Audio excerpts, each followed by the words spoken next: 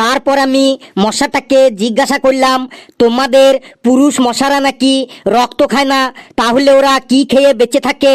তখন মশাটি বলল, পুরুষ মশারা ওদের বউয়ের গাল খেয়ে বেঁচে থাকে। বেটা খুব ইন্টারেস্টিং ভাবে বলছে তো, বল তারপর। দেখলেন স্যার, প্রথমে আপনি শুনতেই চাইছিলেন না, আর এখন বলছেন তারপর তারপর। বেশি কথা না বাড়িয়ে বল, আর কি কি বললো মশাটা? তারপর আমি মশাটাকে জিজ্ঞাসা করলাম, আচ্ছা তোমরা মানুষকে কামড়ালে ম্যালেরিয়া হয় কেন?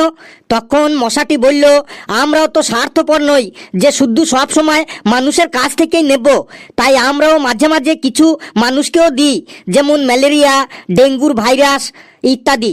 তারপরে আমি মশাকে জিজ্ঞাসা করলাম, তোমরা বিভিন্ন সাইজের হও কেন? কোনোটা ছোট, কোনোটা বড়, কোনোটা মাঝারি।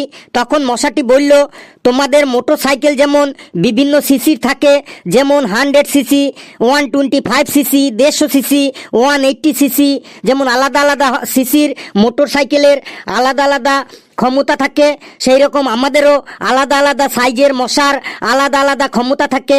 কেউ ম্যালেরিয়া ছড়ায়, কেউ ডেঙ্গু ছড়ায়, কেউ বিভিন্ন জ্বর ছড়ায় ইত্যাদি। তারপর